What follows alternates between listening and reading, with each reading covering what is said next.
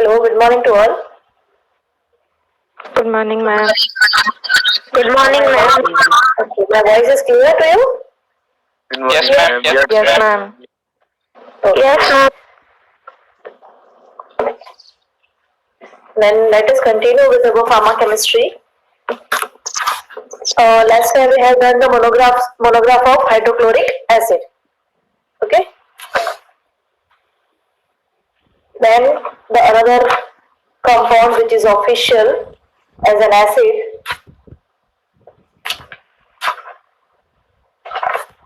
और a strong ammonium hydroxide solution. ये हो गया था कि बाकी था? मैम बाकी है। ओके ओके, तो आपके सबके पास बुक है, अपने पास थोड़ा सा टाइम लिमिटेशन है, सब कुछ लिमिटेशन है, बुक है सबके पास strong ammonium hydroxide? Yes, ma'am. It's an aqueous solution of ammonia. Ammonium hydroxide अगर हम बोलते हैं तो it is always be prepared by dissolving the ammonia. Aqueous solution of ammonia, molecular weight is 17.03. It is also known as an ammonia solution or a strong liquor ammonium fortis, ammonium hydroxide or a stronger ammonium water. Method of preparation, it is mainly prepared by the synthesis from the atmospheric nitrogen by the Haber's process. आप सबने सुना होगा harbour process के बारे में? Yes, ma'am. पढ़े हैं ये प्रोसेस, पढ़े होंगे ना आप इनऑर्गेनिक केमिस्ट्री में, Haber process? Yes, ma'am. Ammonia manufacturing का प्रोसेस. ओके, तो इट इज प्रिपेयर्ड बाय, पहले हम नाइट्रोजन में से, उस एटमॉस्फेरिक नाइट्रोजन में से एमोनिया बनाएंगे और फिर उस एमोनिया को डिसॉल्व करके एमोनियम हाइड्रोक्साइड बनाएंगे. Okay, it is prepared from the atmospheric nitrogen by the Haber process or sometime it may be prepared by a cyanamide process, but it's a quite risky process. Cyanamide process जो है generally it is prepared by Haber's process, or it may be obtained by ammonical liquor. Yes, ammonical liquor यानी कि alcoholic solution of ammonia. ammonical liquor जो available है उसमें से भी हम बना सकते हैं ammonical liquor from by gas distillation process और with the slake lime. slake lime के साथ उसका gas distillation process है. डिटेल प्रोसेस अगर आपको चाहिए Haber's process के साथ तो that I also have in this book. Method of manufacturing of ammonia. वो तो आप YouTube पे सर्च करोगे या उसमें भी तो भी मिल जाएगा, फिर भी मैं आपको लिखवा देती हूँ अगर आपको चाहिए अमोनियम सॉल्यूशन का manufacturing process.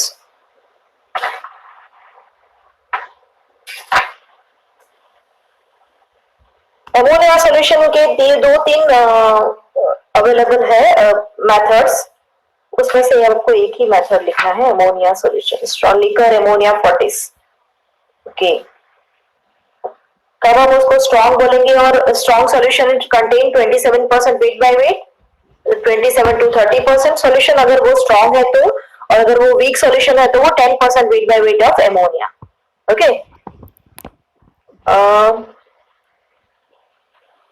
Method of preparation में it is prepared by passing some ammonia gas into a cooled water until the water gets saturated with ammonia. Yes, यहाँ पे सिर्फ ammonia process का manufacturing, ammonium solution का manufacturing लिखना है, ammonia का manufacturing process आपको नहीं लिखना है. हमें क्या बनाना है? ammonia water यानी कि ammonium hydroxide. तो सिर्फ क्या करना है, Haber's process से जो ammonia मिला है उसे हमें water में dissolve करना है. तो एक ही line आपको लिखनी है method of preparation में. It is obtained by passing some ammonia gas into a cold water until the water gets saturated with the ammonia. It's a saturated solution of ammonia. Now the properties. Properties में जो भी नहीं है अगर equations तो लिखते जाना. It's a clear colorless transparent liquid having the characteristic strong pungent odor. Have you guys, आप सबने ammonia कभी ना कभी smell किया होगा laboratory में, तो strong pungent odor है ammonia का. It's a having a characteristic taste and it's miscible with the water. Obvious है, water में अगर उसका solution बना दे तो it is miscible. Specific gravity है 0.90. Strongly alkaline to litmus paper even when is in a dilute solution. Some chemical reactions of ammonia solution. Ammonia solution के reactions यानी what? Ammonia के reactions. तो ammonia गैस है, अगर उसको हम copper oxide के साथ किसी भी metallic oxide के साथ react करेंगे तो क्या होगा, क्या बनेगा?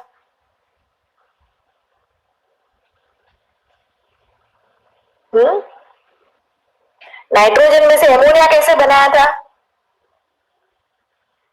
Haber's प्रोसेस में? N2 plus H2. Yes, N2 plus H2, but some in presence of some metal ना. Yes, Yes, ma'am. ma'am. तो रिवर्स, उसको रिवर्स कर दो. अगर मेटालिक ऑक्साइड के साथ एमोनिया रिएक्ट करता है तो क्या बन जाएगा again? Water and N2. Metallic oxide के साथ अगर आप एमोनिया का रिएक्शन करते हो तो रिवर्स प्रोसेस होगा ना. जैसे वो एमोनिया बना था वैसे वो डिसोशिएट होगा, डिग्रेड होगा. डिग्रेड होके क्या बन जाएगा? Nitrogen, water and copper metal अलग हो जाएगा. ये लिखो फर्स्ट प्रॉपर्टी उसका केमिकल रिएक्शंस में. First reaction, chemical reactions or the chemical properties of ammonia solution when ammonia gas is allowed to pass over the when ammonia gas is fast लिखो. Ammonia gas is allowed to pass over the heated oxide of metals. Over the heated oxide of metals, it forms ammonia. It forms nitrogen gas. Copper oxide plus ammonia gives copper, water and nitrogen. Balancing कर लेना equation को. Second equation, when a current of a chlorine or a bromine vapor, अगर उसमें से हम pass on करते हैं with the ammonia, it is allowed to pass in a flask having the ammonia gas. The halogen catches the fire and the N2 and NH4Cl or NH4Br is obtained. Explosives जब बनाते हैं तो कैसे बनते हैं? तो उसमें क्लोरीन और ब्रोमीन वाटर पास ऑन किया जाता है इन द एमोनिया सॉल्यूशन. तो क्या बन जाएगा? Ammonium chloride and ammonium bromide बन जाएगा. उसका भी रिएक्शन दिया है. ये मैं आपको फोटो क्लिक करके क्लासरूम में भेज दूंगी, है ना. अभी सिर्फ समझ लो. फर्स्ट प्रॉपर्टी क्या था? मेटालिक ऑक्साइड के साथ एमोनिया क्या बनाता है? रिवर्स प्रोसेस होता है. रिवर्स प्रोसेस जो था उसका रिवर्स नाइट्रोजन जनरेट होता है. सेकंड प्रॉपर्टी है, अगर उसमें हम क्लोरीन और ब्रोमीन पास ऑन करते हैं, एमोनिया फ्लास्क, एमोनिया वाटर का फ्लास्क है, अगर उसमें से क्लोरीन और ब्रोमीन पास ऑन किया तो क्या होगा? वो रिप्लेस करेगा ना. Halogen always replace the hydrogen. तो नाइट्रोजन फ्री हो जाएगा और हाइड्रोक्लोरिक एसिड बन जाएगा. Then this NH3 plus HCl क्या बनाएगा? NH4Cl. समझ में आ रहा है कि फास्ट लग रहा है थोड़ा? तो सेकंड रिएक्शन क्या आएगा उसका? जैसे जैसे मैं बोलती जाती हूँ आप वैसे वैसे लिखते जाइए आपकी बुक में कि कौन सा रिएक्शन फॉर्म होता है. रिएक्शन खुद फॉर्म करने, रिएक्शन कभी रट्टा नहीं लगाने. What is the reaction? Reaction of ammonia solution with the chlorine and bromine का करंट, यानी कि क्लोरीन और ब्रोमीन अगर हम उसमें से पास ऑन करते हैं तो क्या रिएक्शन होगा? तो सोचो, हेलोजन रिप्लेस हेलोजन है वो क्या करेगा? हाइड्रोजन को रिप्लेस करेगा नाइट्रोजन से. हाइड्रोजन खींच लेगा. हाइड्रोजन खींच के क्या बना देगा? HCl और HBr. ओके, हेलोजन का प्रॉपर्टी है ना वो. तो हेलोजन का प्रॉपर्टी है वो हाइड्रोजन को खींचेगा. हाइड्रोजन को खींच के क्या बनाएगा? HCl और HBr and the nitrogen become free. दो नाइट्रोजन जो फ्री हो गया, अगेन NH3 और HCl जो बन गया. अगर वाटर फ्लास्क में और भी अमोनिया बच गया है तो HCl अमोनिया के साथ रिएक्ट करके क्या बनाता है? NH4Cl. and this is the method of preparation of ammonium chloride. Ammonium chloride is one of the respiratory stimulant compound. in inorganic pharmaceutical medicine में एक आता है. आप कफ सिरप जब भी देखोगे तो कफ सिरप में एक कंपोनेंट होता है, that is ammonium chloride. Ammonium chloride is a respiratory stimulant. Third reaction है उसका, रिएक्शन है with hypochloride, ammonia get oxidised to nitrogen and water. Again same, अगर कैल्शियम हाइपोक्लोराइड ले लो या sodium hypochloride solution, bleaching solution आता है ना जो ब्लीचिंग COCl, तो COCl ब्लीचिंग सॉल्यूशन या NaOCl के साथ वो अगेन नाइट्रोजन को लिबरेट करता है. Then ammonia is able to reduce the potassium permanganate to MnO2. चलो ये रिएक्शन लिख के लाना. जो पहले आप सब लोग ये रिएक्शंस लिखोगे, फिर मैं जो क्लासरूम में रखूंगी उससे कंफर्म करोगे वेदर इक्वेशंस आर राइट और नॉट. हाँ, आपके खुद ब खुद. चलो बनाओ, इक्वेशन बनाओ एमोनिया का KMnO4 के साथ. तो मुझे सिर्फ प्रोडक्ट के नाम दे दो, बैलेंसिंग बाद में करते रहना. एमोनिया पोटेशियम परमैंगनेट के साथ क्या बनाएगा? KMnO4 is oxidising agent. तो वो क्या करेगा? खुद रिड्यूस होगा. रिड्यूस होकर क्या बना देगा? Are you not able to hear or you are confused? Confused, ma'am. Confused. हाँ, why confusion is there? Ammonia potassium permanganate के साथ क्या इक्वेशन देगा? लिखो तो सही बुक में. डाल एमोनिया का फॉर्मूला लिखो, KMnO4 का लिखो.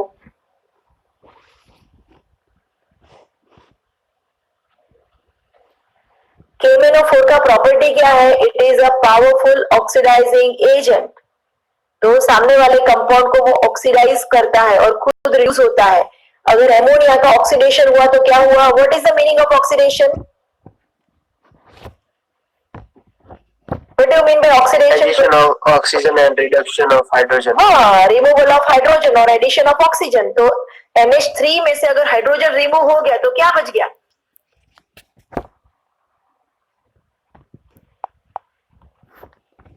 NH3 में से हाइड्रोजन रिमूव हो गया विद द KMnO4, क्या करूंगा? हाँ, N2 बच गया, सिर्फ N2 नाइट्रोजन।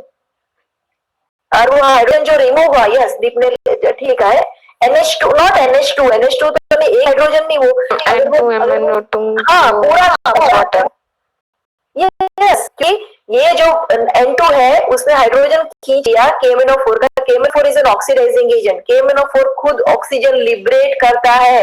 ऑक्सीजन लिबरेट किया उसने, एमोनिया में से हाइड्रोजन को रिमूव किया, तो वो जो हाइड्रोजन रिमूव हुए थे और ऑक्सीजन जो लिबरेट हुआ था वो गया कहाँ पे? वाटर बना दिया उसने, है ना? हाइड्रोजन ले लिया उसने अमोनिया से, तो N2 लिबरेट हो गया नाइट्रोजन गैस, बट जो हाइड्रोजन लिया वो गया कहाँ? सोल्यूशन में। सोल्यूशन में KMnO4 ने नेसेंट ऑक्सीजन लिबरेट किया था, तो वो जो नेसेंट ऑक्सीजन लिबरेट किया था वो क्या बनाएगा? वाटर। Water. तो जो वो वाटर बना तो पोटेशियम का सॉल्ट क्या बनेगा? KOH। और ऑब्वियस है MnO4 है तो वो रिड्यूस होकर MnO2 बना देगा, खुद रिड्यूस हो जाएगा ना, KMnO4 हो जाएगा तो MnO2 बना देगा। तो इस तरह से लॉजिक अप्लाई करके रिएक्शंस बनाना सीखो। आपको रिएक्टेंट दिए गए हैं, रिएक्टेंट की प्रॉपर्टी को प्रॉपर्टी अगर आपको पता है कि ये रिएक्टेंट का क्या प्रॉपर्टी है, तो उस प्रॉपर्टी के ऊपर से आप प्रोडक्ट को एस्टिमेट करके लिख सकते हो। इतना तो हम 12 साइंस करने के बाद इतने तो एबल है केमिस्ट्री में कि नहीं? हाँ, तो ये इक्वेशन बनाया आपने KMnO4 वाला। Okay, next equation. When certain metals are made heat into a stream of ammonia, अगर मेटल को हम एमोनिया के जेट में अगर हीट करते हैं, then hydrogen gases evolve and their respective nitrates are formed. Yes, ये एक इंपॉर्टेंट रिएक्शन है एमोनिया का, कि अगर एमोनिया को मैंने मैग्नीशियम के साथ, एमोनिया का करंट जेट, एमोनिया के जेट में मैंने मैग्नीशियम को हीट किया, कोई भी मैग्नीशियम मेटल को, कोई भी मेटल को अगर हीट किया तो क्या बनाएगा? उस मेटल का नाइट्राइट बनेगा। उस मेटल का नाइट्राइट यानी Mg, अगर वो Mg+2 है तो Mg3N2 बना देगा, है ना? मैग्नीशियम कैन एग्जिस्ट इन कौन से वैलेंसी में एग्जिस्ट करता है? मैग्नीशियम +2। ओके, Mn कौन से वैलेंसी में एग्जिस्ट करता है? +2 से लेके +7 तक। हाँ, तो वो जो मेटल है, अगर सोडियम है तो क्या बना देगा? NaNH2 बनाएगा। वो पूरा नाइट्राइट नहीं बनाएगा, पार्शियल नाइट्राइट बनेगा, NH2 उसको बोलते हैं। तो सब मेटल के साथ एमोनिया गैस क्या हाइड्रोजन गैस इवॉल्व करता है, H2 लिबरेट होता है और रिस्पेक्टिव नाइट्राइट्स बन जाता है। बट मेटालिक ऑक्साइड के साथ क्या इवॉल्व होता है? नाइट्रोजन गैस इवॉल्व होता है। बट अगर सिर्फ मेटल लिया तो क्या इवॉल्व होगा? हाइड्रोजन इवॉल्व होगा। तो there is a difference between the metallic oxides के साथ एमोनिया का रिएक्शन और सिर्फ मेटल के साथ एमोनिया का रिएक्शन। क्लियर? अगर वो नेक्स्ट, अगर वो बेस है तो वो एसिड के साथ सॉल्ट बनाएगा, NH3 plus HCl, you get the elemental NH4Cl.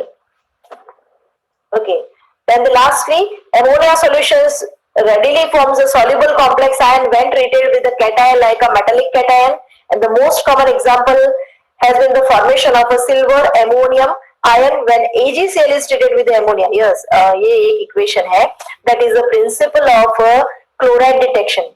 आपको पता है क्लोराइड का डिटेक्शन जब करना होता है, क्वांटिटेटिव एस्टिमेशन अगर करना है क्लोराइड का, तो हम कौन सी मेथड फॉलो करते हैं? Mohr's method and modified Volhard's method. Have you heard about this? पहले कभी सुना है Mohr's method and modified Volhard's method के बारे में? यस मैम, लेबोरेटरी में हमको मैम करवा रहे थे तब सुना था। तो Mohr's method and modified Volhard's method है, they are used for the quantitative detection of chloride, quantitative estimation of chloride ion. उस केस में अगर उसका टाइट्रेशन ऐसे मेथड करना है तो सम कंपाउंड जैसे कि अमोनियम क्लोराइड है, उसका हम अगर टाइट्रेशन करते हैं, ऐसे करते हैं, तो ये मेथड से करते हैं। In that method we use the silver nitrate as an titrant, and that titration is known as an argentometric titration, argentometric precipitation titration method. तो वो जो मॉर्स मेथड और मॉडिफाइड विलायट्स मेथड का जो प्रिंसिपल है that is based on this property of ammonia. और वो property क्या है कि वो सिल्वर के साथ, सिल्वर क्लोराइड या मेटल का कोई भी सॉल्ट ले लो आप, हेलोजन सॉल्ट, तो AgCl के साथ अगर हम एमोनिया डालते हैं तो it forms a complex and that complex AgNH3 plus वाला कॉम्प्लेक्स बनाता है। और ये जो कॉम्प्लेक्स है with the chloride ion minus, ये जो कॉम्प्लेक्स उसने बनाया है, this is quite unstable complex, वो थोड़ा सा अनस्टेबल है, विद इन द रिएक्शन वो डिसअपियर भी हो जाता है, बट ये कॉम्प्लेक्स बनाता है and this property is used as an assay principle of ammonium chloride or other calcium oxide, जहां हमें क्लोराइड डिटेक्शन की जरूरत पड़ती है। NaCl का भी दूसरा ऐसे मेथड है, उसमें ये प्रिंसिपल यूज होता है। तो ये this is one of the property of ammonia and it is one of the ऐसे reactions of Mohr's method and modified Volhard's method. तो वो रिएक्शन अभी लिखने की जरूरत नहीं है, जब वो मेथड करेंगे तभी आपको क्लियरली समझ में आएगा। So these are some chemical property of ammonia solution, strong ammonia solution। Strong ammonia solution का ऐसे भी दिया है, बट ऐसे अभी हमें कोई भी नहीं करना है, हम सारे ऐसे एक साथ पढ़ेंगे। आप वहां पे स्टार मार्क कर दो, ऐसे ऑफ एमोनियम हाइड्रोक्साइड और ऐसे ऑफ एमोनियम क्लोराइड पीछे पढ़ेंगे, सारे ऐसे एक ही चैप्टर में पढ़ेंगे with the examples. That dilute ammonia solution करने की हमें जरूरत नहीं है। Now the uses, pharmaceutical uses, वो आपकी बुक में से पढ़ो। First use है on account of an irritant property of a strong ammonia solution, the more commonly dilute solution of ammonia 10% are employed in laboratory and for the pharmaceutical or the medicinal purpose. In addition to it being an alkalizing agent, यानी कि वो एक alkylating agent है, उसके साथ साथ dilute ammonia solution finds occasional use as a reflux stimulant। इसको underline करो, रिफ्लक्स स्टिमुलेंट, इसका मीनिंग क्या होता है वो समझाती हूँ। रिफ्लक्स स्टिमुलेंट यानी कि उसका जो मेन प्रॉपर्टी है वो रिफ्लक्स है, क्योंकि वो इरिटेटिंग है। जैसे ही आपने इनहेल किया एमोनिया को इनहेल करने से ब्रोंकियल मसल्स जो है वो इरिटेट होती है, और इरिटेट होने के कारण उसकी मूवमेंट बढ़ती है, और वो जो मूवमेंट बढ़ा तो क्या है, एयरवे पैसेज खुल जाता है, रेस्पिरेटरी सिस्टम एक्साइट हो जाता है इससे। और रेस्पिरेटरी सिस्टम जब एक्साइट होता है तो ब्रेन में अपने जो रेस्पिरेटरी सेंटर्स है वो एक्साइट होंगे। तो कोई पर्सन अगर एकदम से फेंट हो गया है, बेहोश हो गया है, तो उसको जगाने के लिए कभी कभी एमोनिया सुंघाया जाता है।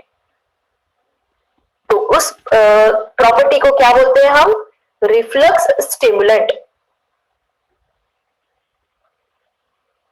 गेटिंग माय पॉइंट और नॉट? Yes ma'am. तो किसी फेंट पर्सन को उठाने के लिए या अचानक से कोई बेहोश हो गया है तो उसे वेकअप करने के लिए रिफ्लक्स स्टिमुलेंट, रेस्पिरेटरी स्टिमुलेंट माना जाता है। उसको एमोनिया सॉल्यूशन इनहेलन से दिया जाता है, या तो सुंघाया जाता है, या फिर हम एमोनियम क्लोराइड भी देते हैं अगर वो पर्सन अलाइव और फेंट नहीं है, तो वो एक्सपेक्टोरेंट के फॉर्म में उसको देते हैं, विद द एक्सपेक्टोरेंट उसको दिया जाता है। Reflex stimulant in a person who are fainted, resulting in a respiratory stimulation and increase in the heart rate. Second use है उसका, first use था reflex stimulant, पहला use था उसका dilute solution of ammonia laboratory purpose से, alkylating agent के purpose से। Then second use है उसका रिफ्लक्स स्टिमुलेंट। थर्ड है rubefacient in the form of liniment and the lotions. Rubefacient क्या क्या मीनिंग है? जो स्किन रेडनेस हो जाता है। हाँ, रूबिफिशिएंट रब करके जो अप्लाई किया जाता है उसे हम बोलते हैं रूबिफिशिएंट। रूबिफिशिएंट है तो इट इज लिनेमेंट्स एंड वाजो कंस्ट्रिक्टर। उसका मीनिंग, इस वर्ड का मीनिंग पता है? लिनेमेंट तो एक फॉर्मुलेशन है, लोशन और लिनेमेंट आता है ना। Yes ma'am. Yes ma'am. Dosage form, liniment is a dosage form. उसका पर्पस कहाँ यूज होता है? एमोनिया वाला डोजेज लिनेमेंट कहाँ यूज करेंगे हम? In case of wherever there is a requirement of vasoconstriction. Vasoconstriction यानी कि ब्लड वेसल्स को कंस्ट्रिक्ट, ब्लड वेसल का डायामीटर जब कम होता है किसी भी सर्कुलेटरी मसल का, अगर डायमीटर कोई भी सर्कुलेटरी मसल अपनी बॉडी में है, अगर वो डायमीटर कम करती है तो उसे क्या बोलते हैं हम? कंस्ट्रिक्शन। अगर अपना आई है, आई का जो प्यूपिल है राउंड शेप में है ना, तो राउंड शेप की जितने भी सर्कुलेटरी मसल, सर्कुलर मसल्स हैं, तो सर्कुलर मसल्स अगर कॉन्ट्रैक्ट होती है तो उसे हम कॉन्ट्रैक्शन नहीं बोलते, हम उसे बोलते हैं कंस्ट्रिक्शन। तो जैसे प्यूपिल का भी कंस्ट्रिक्शन होता है, आई प्यूपिल का, सेम वे ब्लड वेसल्स भी राउंड होती है, उसके मसल्स राउंड सर्कुलर मसल्स होते हैं। तो ब्लड वेसल्स अगर वो डायमीटर छोटा हो जाता है, उसका कम होता है, उसे हम बोलते हैं वाजो कंस्ट्रिक्शन। और अगर ब्लड वेसल्स का डायमीटर बढ़ता है तो उसे हम बोलते हैं vasodilation. Clear? Yes ma'am. Yes, ma'am. Okay. So ammonia solution containing liniments are used as a rubeficient whenever there is a requirement of vasoconstriction. जरूरत पड़ती है वाजो कंस्ट्रिक्शन की। वाजो कंस्ट्रिक्शन का जरूरत पड़ेगी जब सपोज वहां पे आपको इंजरी है, इन्फ्लेमेशन है, और इन्फ्लेमेशन में रूबिफिकेंट अगर हम अप्लाई करते हैं तो पेन सेंसेशन, ब्लड वहां पे कम हो जाता है, तो पेन सेंसेशन थोड़ा सा आसपास कम हो जाएगा। काफी सारे यूजेस है rubefacient. Alcohol itself is a rubefacient, ammonia is also a rubefacient agent. Ma'am constrictor का मतलब क्या है? हाँ, अभी समय वाजो कंस्ट्रिक्शन यानी ब्लड वेसल जब डायमीटर उसका कम होता है तो उसे बोलते हैं कंस्ट्रिक्शन।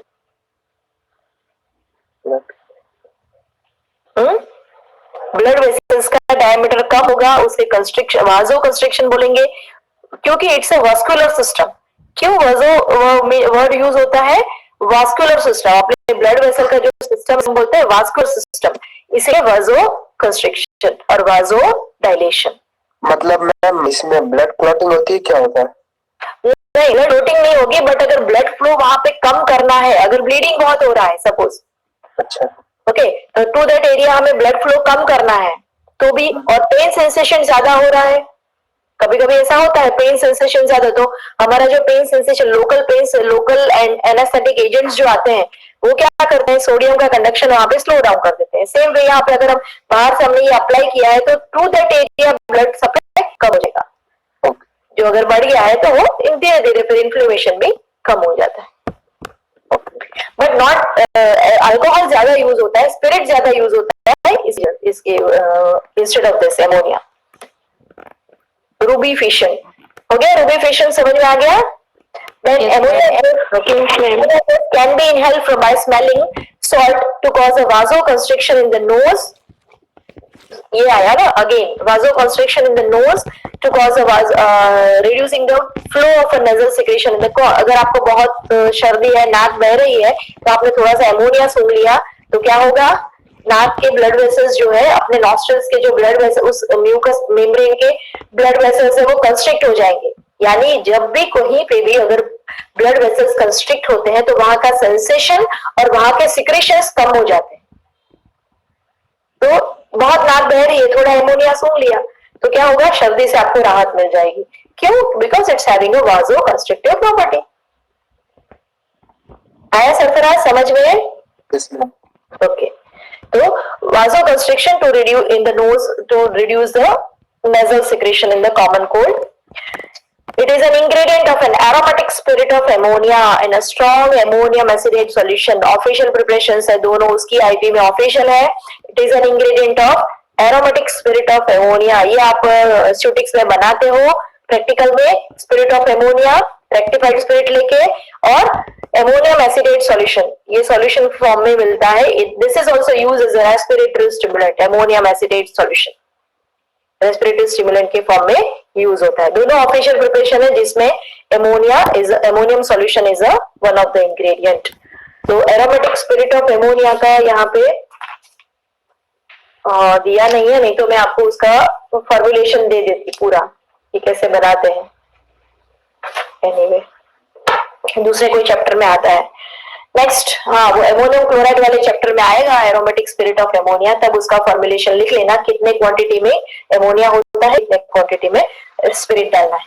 नेक्स्ट पैराग्राफ है कैल्शियम हाइड्रोक्साइड। मेरे पास 10 मिनट्स है। Calcium hydroxide COH2, the molecular weight is 74.12. What is the common name? Calcium hydroxide का कॉमन नेम क्या है? कैल्शियम हाइड्रो स्लेट लाइम और लाइमस्टोन में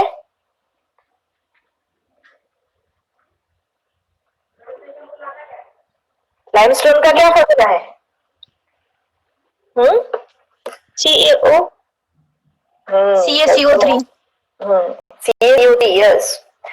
Calcium, okay. Calcium hydroxide slaked is prepared by slaking a quicklime. Calcium oxide को हम quicklime बोलते हैं. Calcium oxide को अगर slake कर किया जाता है with the cautious addition of water when it crumbles to a powder with the considerable development of exothermic reaction. ચૂનાનું નીકળ્યું પાણી ગુજરાતીમાં કહો તો, है ना?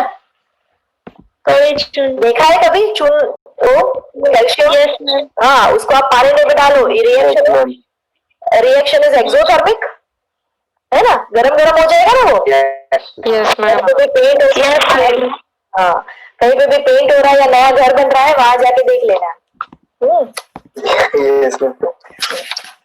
जहाँ चूना लगाया जाता है. Calcium hydroxide method of preparation, यहाँ पे थोड़ा सा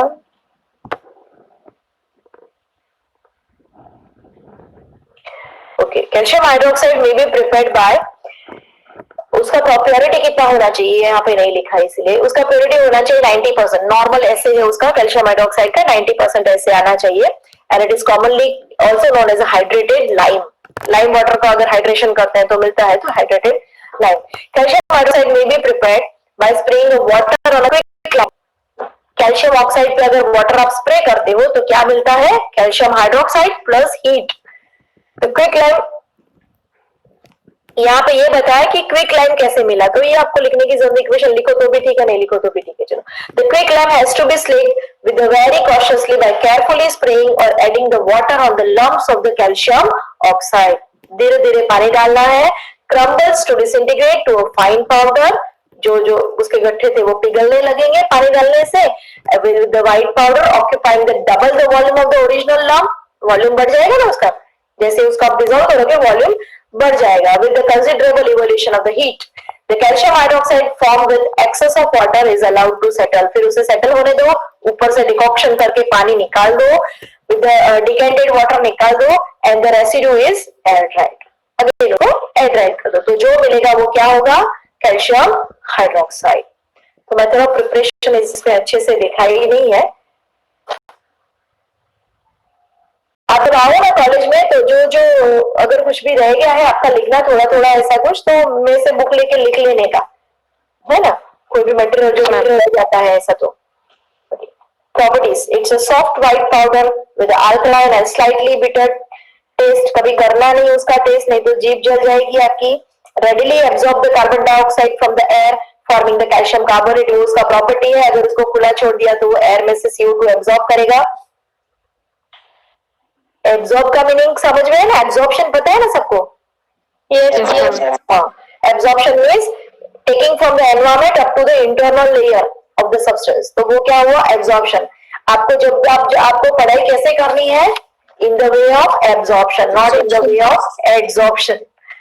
एब्जॉर्प्शन नहीं ऑन करना है, आपको क्या करना है? एब्जॉर्प्शन करना है. एब्जॉर्प्शन करोगे तो 2-3 दिन में आपका ऊपर से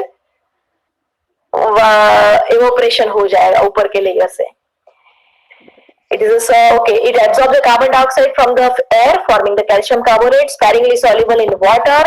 Now again, be alert about writing the sparingly soluble. Sparingly soluble में कितना amount of solvent चाहिए वो refer करने का. Chapter number 1. More than 30, more than 50, more than 100 parts of solvent is required for the sparingly soluble compound, है ना? ये criteria हमेशा दिमाग में रखने का कि whenever you are writing, write down the sparingly soluble. तो उसका मीनिंग है कितने part of solvent is required to dissolve one part of solute. Okay, it's sparingly soluble in water. A cold saturated solution called a lime water. It contains about 1.7 gram per liter, and the solubility decreases with the rise in temperature. Obvious है, अगर जितना जितना temperature बढ़ाते जाओगे solubility कम होती जाएगी. It's much more soluble in solution of a sugar and the glycerol. Sugar के solution में वो soluble है, but it is insoluble in alcohol. Solubility in sucrose solution is increased due to the formation of calcium sucrostate. ये जो खावानो चूनो आवे है ना,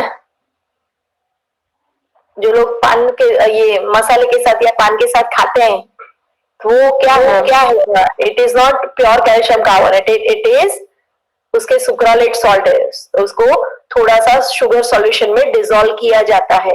उसकी सॉल्युबिलिटी शुगर सॉल्यूशन में ज्यादा है. तो सुगर सॉल्यूशन में उसको डिसॉल्व करके कैल्शियम सुक्रोस्टेट बनाते हैं एंड सॉल्यूशन ये जो है ग्लिसरॉल के साथ, शुगर एंड ग्लिसरॉल के साथ उसको सोल्यूबलाइज किया जाता है एंड इट इज यूज। उससे क्या है, इरिटेशन नहीं होगा, बकल कैविटी में इरिटेशन कम होगा, ये सॉल्ट बना देगा। Solution in water is alkaline to the litmus paper, obvious है, हाइड्रोक्साइड है तो वो अल्कलाइन है and readily absorb the carbon dioxide, turning the carbon dioxide अगर उसको रख दिया, ये एक्सपेरिमेंट आता है 6 या 7 स्टैंडर्ड में, कैल्शियम कार्बोनेट को अगर हमने खुला छोड़ दिया तो वो मिल्की बन जाएगा due to the formation of calcium carbonate. Okay, ये अगर एसिड है तो वो एसिड को, बेस है तो वो एसिड को न्यूट्रलाइज करता है। It is required to be stored in airtight container to prevent the interaction with atmospheric carbon dioxide. Uses, हमें यूजेस में इंटरेस्ट है। प्रॉपर्टीज,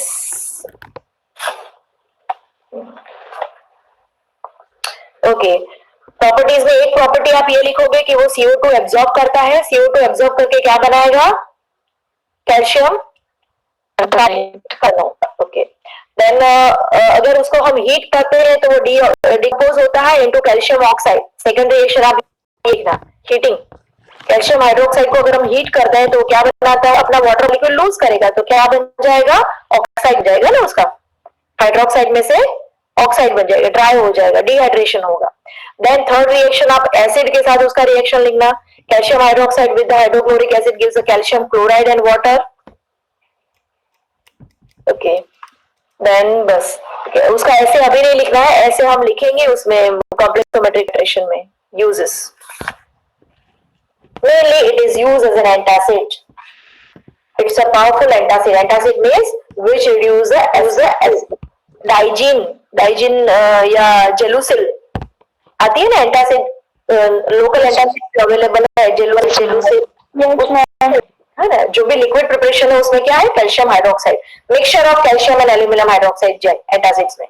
तो कंबाइंड एंटासिड प्रिपरेशन अवेलेबल है, उसमें one of the component is calcium hydroxide. Calcium hydroxide is an antacid as well as astringent. Astringent का meaning होता है, astringent word का मीनिंग होता है protein precipitation. Astringent means protein precipitant. Protein precipitant. It is given orally as a solution, which, when added to milk, it prevents the formation of a large clot of a curd into the stomach. Yes. हम जब भी अगर calcium hydroxide हमने खाने से पहले आधे घंटे पहले अगर हमने एंटासिड लिया है, अगर हमने उसे थोड़े से खाने से पहले एंटासिड लिया है तो एंटासिड कैसे क्या होगा, कर्ड यानी कि कोई भी HCl के साथ मिक्स, गैस्ट्रिक जूस के साथ मिक्स हो के जो भी हमको खट्टा स्टमक में जो भी मिक्स होगा वो कैसा बन जाएगा, खट्टा बन जाएगा। क्यों? क्योंकि वो एसिड के साथ एसिडिटी, यस एसिडिटी, तो एज वो कर्ड फॉर्मेशन कम करता है। कर्ड फॉर्मेशन कम होगा यानी खट्टापन नहीं होगा तो आपको एसिडिटी फील नहीं होगी। So it is act as an antacid and prevent the large clot of a curd into the stomach. As an astringent, it is extensively used by the metal leaf chewers. Yes. अभी जो मैंने बताया metal leaf chewers यानी तंबाकू खाया वाला જે છે એમના મોઢામાં ચાંદા પડી જાય ને, એના મોઢામાં ચાંદા પડે નહીં એના માટે પ્રિવેન્શન માટે એક ચૂનો નાખે ભેગો। એ જે ચૂનાની આવડી આવડી 1-1 રૂપિયા વાળી પેલી લાલ ઢાંકણાવાળી ડબ્બીઓ આવે છે ને, ડબ્બીઓ નહીં શું કહેવાય એને, પાઉચ જેવું, એ શેના માટે હોય? For what it is that? It is used as an astringent. ચાંદા ના પડી જાય, મોઢામાં એક લેયર બની જાય જેથી તમાકુ તમારા બકલ કેવિટીમાંથી એટલું એબ્ઝોર્બ ના થાય અને એટલું તમને નુકસાન ના કરે, ચાંદા ના પડે, તમને બળે નહીં। एस्ट्रिंजेंट, एस्ट्रिंजेंट क्यों यूज करते हैं हम? जब टैनिन, टैनिन का property, tanning of the leather सुना है, टैनिंग ऑफ द लेदर, तो लेदर को टैन करते हैं तो लेदर को कहीं बर्निंग अपना हुआ है और नई स्किन नहीं आ रही है तो उस स्किन को प्रेसिपिटेट आउट करने के लिए वहां के लेयर को प्रेसिपिटेट आउट करता है वो प्रोटीन को, वो स्किन थोड़ी हार्ड हो जाएगी जिससे क्या है आपको अंदर से फील नहीं होता। Astringents are used as a protein precipitant to form a layer on the skin, तो एक लेयर बन जाएगा बकल कैविटी में जिससे जो मेटल लीफ च्यूअर्स है उनके मुंह को उतना नुकसान। अभी मेरे को जाना पड़ेगा, मैडम बुला रही है, पेपर लेना है GTU का, तो we will discuss this later on. हाँ, यूजेस तो हम सारे डिस्कस करेंगे, वो आप अपने आप मत पढ़ना, सिर्फ केमिकल इक्वेशंस आप अपने आप लिख सकते हो थोड़े थोड़े, यूजेस हम डिस्कस करेंगे। But I have to leave. Madam अभी क्यों अभी से बजा रही है, 5 मिनट है ना अभी। As in mild antacid, it does not cause any liberation of the gas to the stomach, and the same time the calcium chloride so form neutralization in the stomach. ये आपको समझने में टाइम लगेगा, चलो बताती हूँ. ओलिक एसिड, ये भी आपको समझने में टाइम लगेगा. ये पूरा मैं आपको बाद में समझाती हूँ. Uses of calcium hydroxide. Okay, equations properties तक लिखना, हम तक पढ़ना, बाकी का बाद में करते हैं. Okay Okay, ma'am. Thank you all. Thank you, ma'am.